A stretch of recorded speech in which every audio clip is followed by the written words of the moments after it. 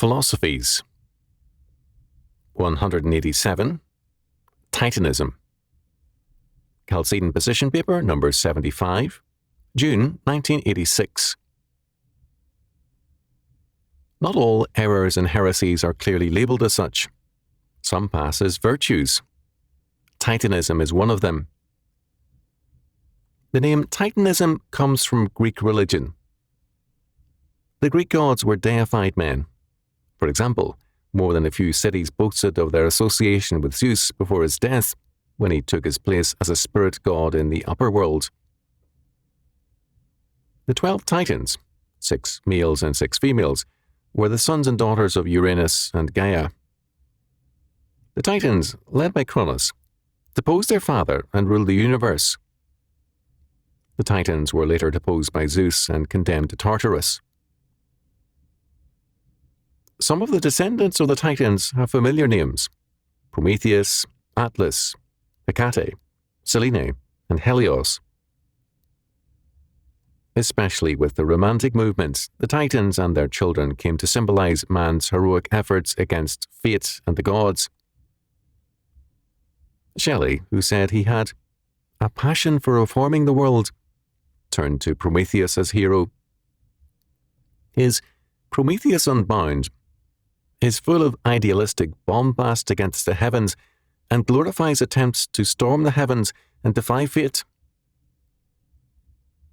Titanism, thus, means glorifying as a virtue all attempts to do the impossible.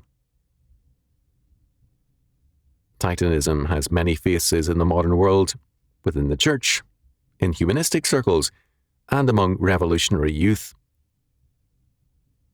It is a continuing source of cannon fodder. Our concern is the presence of Titanism within the church. Our Lord places strict limits on what we are to do. We are very clearly told that, with God, all things are possible. Matthew chapter 19, verse 26. We are also told that, while faith can move mountains, Matthew chapter 21, verse 21, there are definite limits to what we are allowed to pray for. 1 John chapter 5, verse 16. We are forbidden to receive church leaders who teach false doctrine, for to do so makes us partakers of their evil deeds. 2 John verses 9 to 11. We are commanded to avoid all who cause divisions and offences contrary to the doctrine which ye have learned. Romans chapter 16, verse 17. But this is not all. Our Lord forbids us to waste our time on those who will not hear, and on places where no results are forthcoming. We are to shake the dust off our feet and move on to a place which is more receptive to the gospel. Matthew chapter 10, verses 11 to 15. This does not mean that God may not convert that person, place, city, or country in his own good time, but it does mean that we ourselves are forbidden to waste time on futile or sterile efforts. We need to remember that while God is omnipotent, we are not. God, in his work, has no limitation of time. We do. God is able to raise up children unto Abraham out of the stones of the field, Matthew chapter 3, verse 9. But we cannot regenerate a single man. To go against God's word in these things, as all too many do, is Titanism. It may be, quote, baptized, end quote, Titanism, but it is still sin. There are limits on what man may do, and can do, and we had better know it. Some years ago, a very fine missionary worked for many years in a country, now communist, without results. A brilliant Christian businessman, the missionary's friend, commanded him in Christ's name to come home. To labour in vain, he said, is wrong. Christ commands us to move on, and he cited some of the verses, such as Matthew chapter 10, verses 11 to 15, that required this. The missionary, a man ready to learn, came home. Not all are as apt to hear. Last year, a woman told me to give her a list of all the public school textbook publishers whose books are humanistic. She declared that she always succeeded in converting anyone she witnessed to. Her plan was to visit each publisher, convert them to Christ, have Christian textbooks, and, quote, solve, end quote, the public school crisis. This is Titanism. It is also a kind of moral insanity, whether in the poet Shelley or in this woman. I have had people tell me of their mission to save homosexuals, and I have heard their glowing tales of how many they have, quote, saved, end quote. When I ask how many ceased being homosexuals, I get another story, and am accused of legalism. In other instances where people of incredible evil are involved, I have seen like cases of Titanism. People will say of some moral monster, I'm going to pray him into heaven. At the same time, their children may be on the road to hell, people around them in need, and their mother in a rest home. But these people want no simple everyday responsibilities, only titanic causes. They assume that because they have assumed so great a prayer burden, this fact somehow makes them great also. They are ready to indulge in pious gush about how heroic their prayer life is, but they are failures in routine responsibilities. There is no modesty about Titanism, as one woman told me. The Lord and I have such sweet fellowship, and together we have seen such miracles take place. Her speech was always sugar-coated and never humble. Because of her supposedly, quote, intimate, end quote, walk with the Lord, this Titaness had felt it her duty to rebuke, sweetly, a whole succession of pastors. One thing which Titanism is never converted to is common sense. Whether in the church or out of it, Titanism feels that it has a special calling to defy common sense. In this life, the Christian is still not fully sanctified. He shows the habits and feelings of the old Adam, however great his growth in grace. Many years ago, I was told of an elderly priest who remarked to his congregation one Sunday that, in his many years of hearing confession, he had never heard anyone confess to being stingy, whereas experience had taught him that this was a feeling common to almost all of them. His point was well taken. No doubt, all the stingy people in his parish and others could describe their stinginess as prudence, providential money management, and so on, in any number of flattering ways. Likewise, the extravagant ones who waste their money have, quote, good, end quote, reason for everything they do. Every man marshals more, quote, good, end quote, reasons for his sins than he does for his virtues. Titanism among humanists calls itself a passion for justice, social reform, peace, and so on. Sin loves to cover itself with noble causes. Basic to Titanism, however, is the desire to play God, to be the determiner of things, and to take the government out of God's hands. Genesis chapter 3, verse 5. The Greeks called it hubris, pride. They both feared it and idealized it.